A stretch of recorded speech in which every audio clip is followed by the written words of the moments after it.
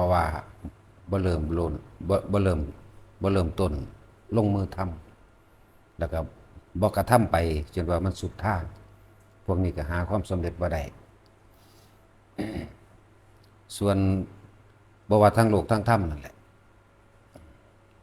ทั้งโลกทั้งธรรมศรัทธาคือความเชื่อมั่นในตนเองปัญญาคือความรอบรู้ในถ้าเป็นโลกก็คือกิจการงานต่างๆหรือได้ความรู้จากผู้รู้หรือผู้สำเร็จมาแล้วศรัทธาเชื่อมั่นตัวเองว่าตัวเองทำได้ปัญญาได้ความรู้ต่างๆจากผู้เพิ่นสำเร็จมาแล้วความเพียรนี่ยังตัวเดียวเพราะว่าทั้งโลกหรือทั้งธรรมก็เหมือนกันส่วนทั้งธรรมศรัทธามีความเชื่อมั่นในตัวเองปัญญารอบรู้ในตามความเป็นจริง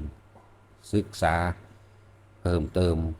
หรือเข้าหาบัณฑิตนักปราชญ์ทั้งหลาย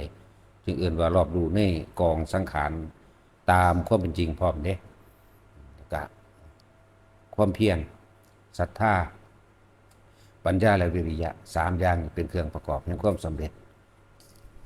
เริ่มต้นลงมือทำแล้วเดินไปจนว่ามันสุดทางผู้คนผู้นี้พบความสำเร็จแน่นอนแต่ว่าศรัทธาปัญญาความเพียรที่เริ่มต้นลงมือทำเหมือนกัน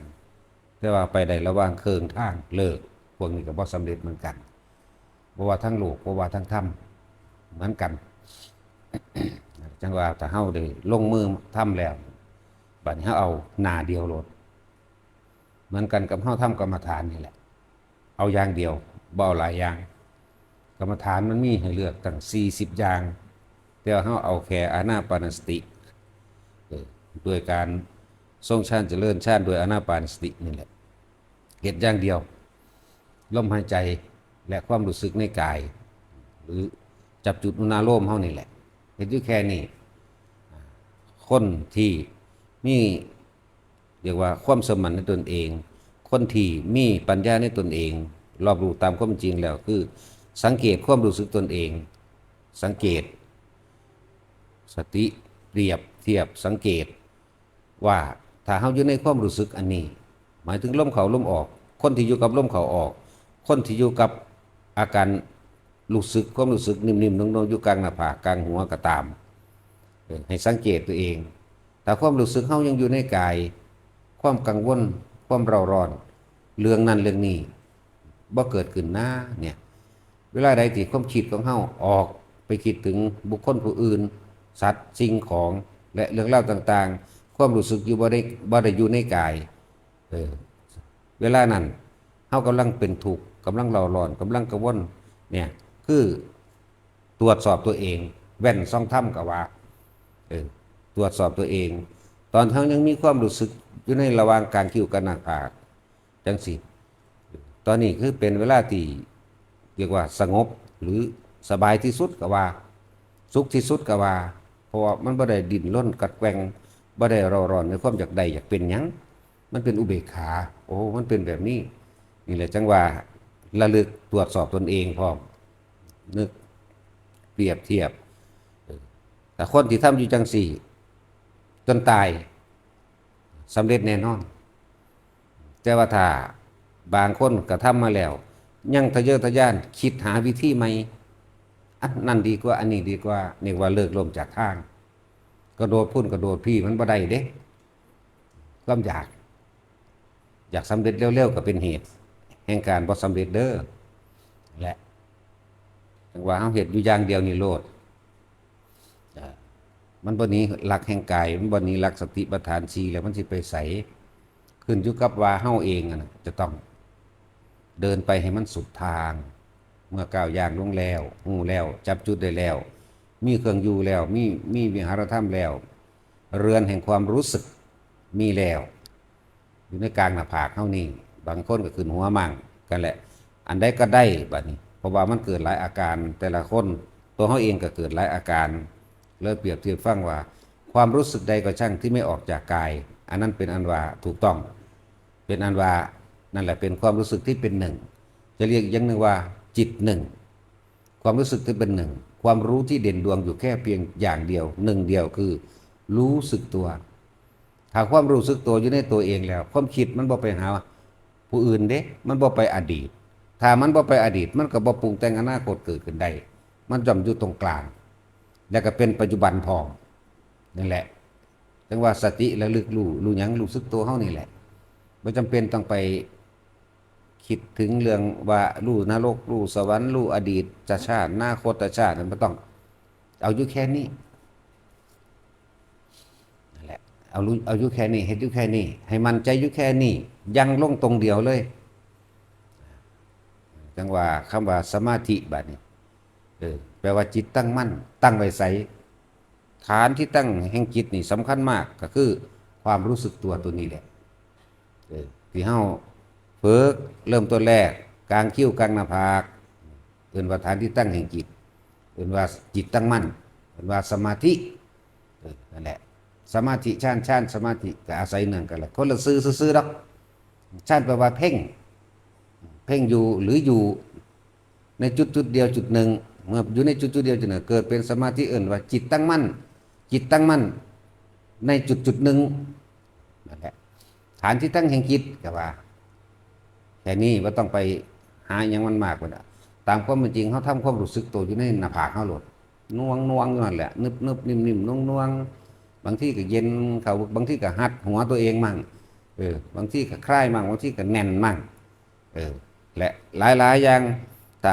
มันเกิดจิตตั้งมั่นมันเกิดมีพลัง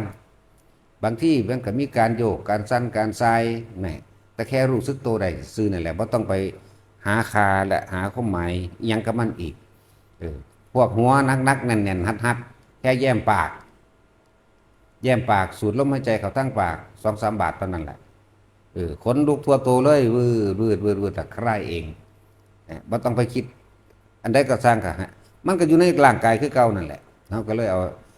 ตัวนี้แหละสติปัฏฐาน4ตั้งมั่นอย่างลงอยู่ในกาย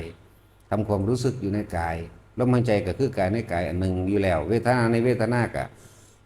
อันเป็นผลอันเกิดจากความบ่คิดถึงบุคคล